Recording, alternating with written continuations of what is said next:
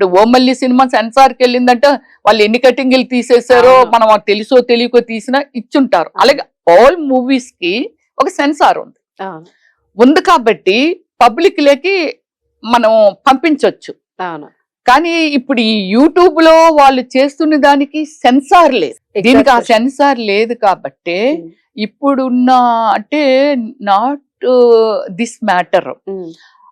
ఇంతకు ముందు కూడా చాలా ప్లేసెస్ లో చాలా కాంట్రవర్సీలు రోడ్ల మీద కానివ్వండి, ఒక ఏదైనా ఈవెంట్ కి వెళ్ళివ్వండి, ఇలాంటివన్నీ వచ్చాయి.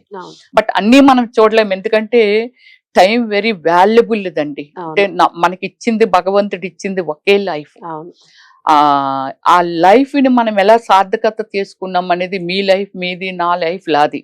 ఓకే, మీరు తెలుసుంటే హాయ్ అంటాను, లేకపోతే ఒక పూట భోజనానికి రండి మా ఇంటికని పిలుస్తానే తప్ప నా లైఫ్ లో ఉన్న రిస్క్ ని గానీ లేకపోతే ఇంకోటి గానీ మీరు బేర్ చేయరు, షేరు చేసుకోరు, రెండూ లేవు పర్సనల్.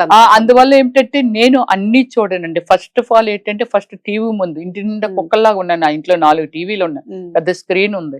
కానీ ఏ రోజు నాకు టీవీ దగ్గర పని పిల్లలైనా టీవీని చూడటందుకు వాళ్ళకి టైం ఉంటదేమో కానీ నాకు అసలు టైం కూడా ఉండదు. అంటే టీవీ చూడకూడదు అనేది కాదు, కానీ మన టైం మనకి ఇంపార్టెంట్.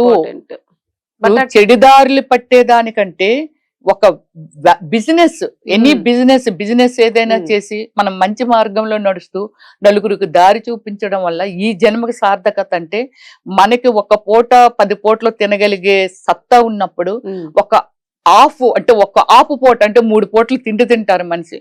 ఒక్క పూట అయినా సరే మనం ఒక మనిషికి సాక్రిఫికేషన్ చేయగలిగితే ఈజ్ ఏ గుడ్ మెమరబుల్ అండి. అది మన జీవితానికి దేవుడు దేవుడు దేవుడు అంటాం కానీ దేవుడు ఎక్కడో ఉన్నారు. ఆ దేవుడు మన వైపు చూడాలి అని అంటే మనం ఏం చేస్తున్నాం అనేది కూడా దేవుడికి తెలుసు. ధర్మం, గాడ్ ఈజ్ ఏ మిరాకిల్. ఆ భగవంతుడికి తెలీదా వీళ్ళు ఏం చేస్తున్నారనేది తెలియదు. డబ్బే ప్రధానం కాదు కదండి.